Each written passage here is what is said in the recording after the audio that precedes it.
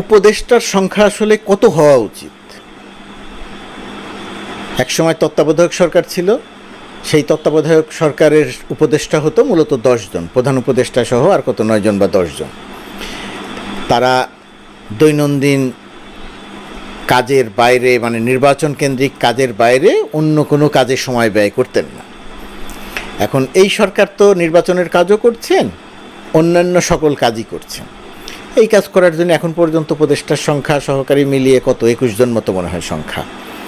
এখন প্রশ্ন হচ্ছে যে এবারের এই অন্তর্বর্তীকালীন সরকার, ডক্টর ইউনূসের সরকারটির সময়ে এমন কিছু মানুষ উপদেষ্টা হয়েছেন, সেই উপদেষ্টা হওয়ার কারণে মানে কয়েকজন উপদেষ্টা হয়েছেন আর লক্ষ লক্ষ মানুষ বা কয়েক কোটি মানুষ বসে চিন্তা করছেন, ও যদি উপদেষ্টা হতে পারে তাহলে তো আমিও হতে পারি, ও যদি উপদেষ্টা হতে পারে তাহলে আমি উপদেষ্টা হব না কেন। এইরকম একটা মানসিকতা আমাদের একটা বড় সংখ্যক মানুষের ভেতরে কাজ করছে। কারো কারোটা প্রকাশিত হচ্ছে সামাজিক যোগাযোগ মাধ্যমে, কিন্তু অনেকেরটাই প্রকাশিত হচ্ছে না, কিন্তু সে মনে মনে ধারণা করছেন। ধরেন বিশ্ববিদ্যালয় পর্যায়ের একজন শিক্ষক এবার উপদেষ্টা হয়েছেন, সেখানে হয়তো 1000-2000 শিক্ষক আছেন, তারা সবাই ভাবছেন, কম বেশি প্রায় সবাই ভাবছেন, তা আমিও তো উপদেষ্টা হতে পারি, উনি যদি হতে পারেন তা আমি হতে পারবো না কেন, আমিও তো শিক্ষক, আমিও তো অধ্যাপক, তা আমিও তো উপদেষ্টা হতে পারি।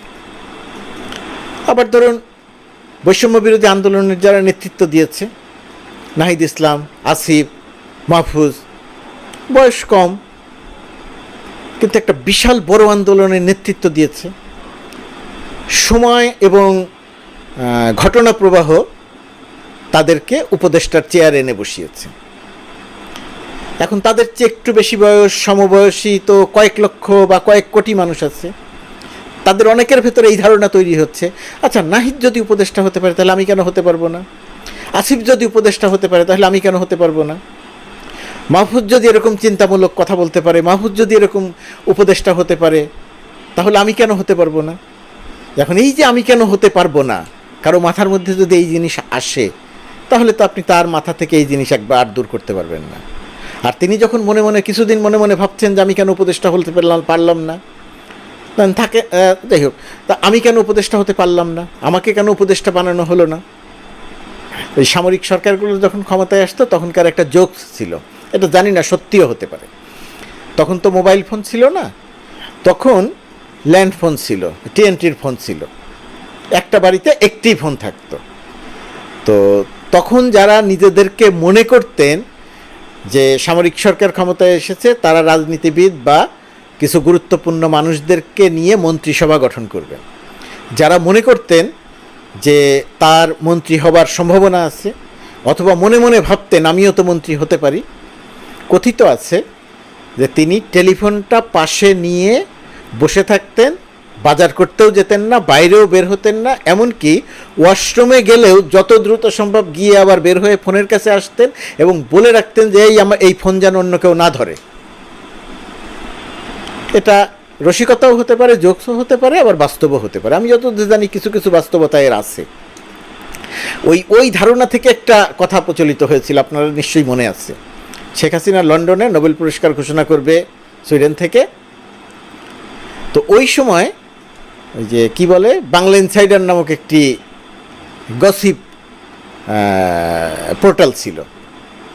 তো সেই বাংলা ইনসাইডার একটা সংবাদ প্রকাশ করলো যে এবার শেখ হাসিনার ফেরার কথা, বললেন না শেখ হাসিনা আজকে ফিরবে না, শেখ হাসিনা অমুক তারিখে, সম্ভবত কোনো একটা মাসের 6 তারিখ ছিল, যে শেখ হাসিনা 6 তারিখে নোবেল নিয়েই দেশে ফিরবেন। নোবেল কমিটির থেকে শেখ হাসিনাকে বলা হয়েছে আপনি ফোনের পাশ থেকে সরবেন না, ফোন পাশে নিয়ে বসে থাকবেন, নোবেল কমিটি থেকে ফোন করে আপনাকে জানানো হবে যে আপনি শান্তিতে নোবেল পুরস্কার পেয়েছেন। এটা হলো ওই ধারণা থেকে। যিনি লিখেছিলেন তিনি হয়তো একটি পুরনো আমলের মানুষ। এখন যে কারো বাসায় ল্যান্ডফোন থাকেই বিষয়টা সেরকম নয়। ল্যান্ডফোনে অর্থাৎ ওই ফোনে ফোন করে খবর দেয় নোবেল কমিটি, সেটাও সত্যি নয়। ফোন পাশে নিয়ে বসে থাকার মতো অবস্থা এখন আর নাই। কিন্তু যিনি ওই নিউজটি লিখেছিলেন তিনি ওই যে সামরিক সরকার বাংলাদেশের ওই সময়ের মানসিকতার মধ্যে ছিলেন। তো যাই হোক, হাসি রসিকতা করি না। এখন বাংলাদেশের সব মানুষকে তো উপদেষ্টা বানানো সম্ভব নয়। তার বাংলাদেশের 1.5 কোটি মানুষ প্রবাসে থাকেন। এখন এই 1.5 কোটি মানুষের মধ্যে অনেকেই অনেক যোগ্য।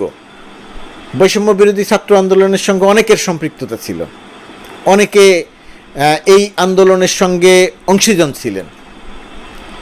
এখন তাদেরও মধ্যে যদি বড় সংখ্যক একটা মানুষ যদি মনে করেন যে আমি উপদেষ্টা হতে পারি, মনে তো করতেই পারেন, যেহেতু এই সরকার পতনের সঙ্গে তাদের একটা সংশ্লিষ্টতা ছিল, তাদের অবদান ছিল, তো মনে তো করতেই পারেন। এখন মনে করার মধ্যে কোনো সমস্যা নাই, কিন্তু মনে করার সঙ্গে তো বাস্তবতার একটা মিল আছে, এবং বাস্তবতার সঙ্গে যদি মিল না থাকে তারপরে যদি তিনি গোসা করেন, সে হলে তখন হচ্ছে সমস্যাটা। এখন এদেরকে এত মানুষকে অ্যাকোমোডেট করা হবে কীভাবে? এখন উপদেষ্টা তো কয়েক লক্ষ বানিয়ে ফেলা যাবে না, উপদেষ্টা তো কয়েকশো বানিয়ে ফেলা যাবে না, উপদেষ্টা তো কয়েক হাজার বানিয়ে ফেলা যাবে না।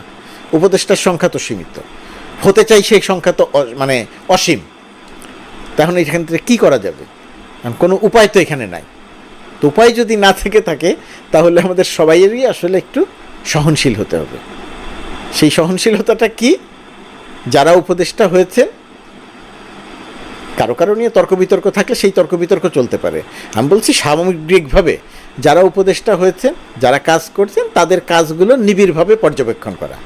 এই যে ডক্টর ইউনূস যেটা বলেছেন, প্রাণ খুলে সমালোচনা করেন, তো নিবিড়ভাবে পর্যবেক্ষণ করা, যিনি পারছেন তারটা প্রশংসা করা, যিনি পারছেন না তারটা সমালোচনা করা। এই কাজটা যদি করা হয়, মানে সবাই উপদেষ্টা না হয়ে উপদেষ্টাদের দোষ ত্রুটি আলোচনা সমালোচনা যদি করা হয়, শেখ হাসিনা যে ফ্যাসিস্ট শাসন, সেই শাসনের সমালোচনা যদি করা হয়, সেই শাসনের দোষ ত্রুটি যদি বের করা হয়, সেই রকম শাসনের দিকে যাতে বর্তমান সরকার কোনোভাবে যাওয়ার সামান্যতম কোনো সম্ভাবনা থাকলে সেটা ধরে যদি সমালোচনা করা হয়, তাহলে এটা একটা কাজ হতে পারে। কিন্তু সবাইকে তো উপদেষ্টা কোনোভাবেই বানানো সম্ভব নয়। আমরা চাইতে পারি উপদেষ্টা হতে, আমরা চাইতে পারি সরকার পরিচালনা করতে, আমি মনে করতে পারি ক যদি পারে তাহলে আমি খ হয়ে পারবো না কেন? এটা ভাই পারা না পারার ব্যাপার নয়, এটা সবার অংশগ্রহণেরও ব্যাপার না। অংশগ্রহণ ওই অর্থে যে সহায়তা করা, সমালোচনা করা, ত্রুটিগুলো দেখা, সেগুলোকে তুলে ধরা, এটা ঠিক আছে।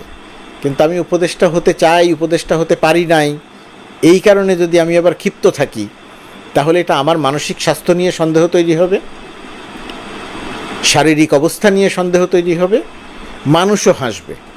সুতরাং আমরা যাতে ওই কাজটা না করি, যার যে যোগ্যতা, যার যে সক্ষমতা, সেই সক্ষমতা অনুযায়ী আমরা যদি কাজ করি, তাহলে দেশ এবং দেশের মানুষের মঙ্গল হবে। শেখ হাসিনা তো এই দেশটাকে ধ্বংস করে রেখে গেছে, টাকা পয়সা লুটপাট করে নিয়ে গেছে নিজে এবং তাদের আত্মীয় স্বজনকে দিয়ে, জনপ্রশাসন ধ্বংস করে দিয়ে গেছে, পুলিশ ধ্বংস করে দিয়ে গেছে, বিচার বিভাগ ধ্বংস করে দিয়ে গেছে, আর্থিক খাত ধ্বংস করে দিয়ে গেছে। কি ধ্বংস করে নাই? বিলিয়ন বিলিয়ন ডলার বিদেশ থেকে ঋণ এনেছে, সেই ঋণ চুরি বাটপারি করেছে। রাশিয়ার থেকে ঋণ নিয়ে নিউক্লিয়ার পাওয়ার প্ল্যান্ট করেছে, সেইখানে ব্যাপক হারে চুরি হয়েছে। পদ্মা সেতু করেছে, সেইখানে চুরি হয়েছে। 12,000 কোটি টাকার প্রকল্প 35,000 কোটি টাকা গিয়ে ঠেকেছে। তো এই যে চুরি বাটপারি, অর্থনীতি ধ্বংস করে দেয়া, দেশ ধ্বংস করে দেয়া, সেরকম একটা দেশের সেরকম একটা জায়গার থেকে ডক্টর ইউনূসের সরকার দায়িত্ব পেয়েছে, দায়িত্ব দেয়া হয়েছে। ছাত্র জনতা সামনে থেকে আন্দোলন করেছেন, সামনে অংশ নিয়েছেন দেশের প্রায় সব মানুষ, আওয়ামী লীগের কিছু লোকজন ছাড়া। তো তাদেরকে আসলে সহায়তা করা দরকার।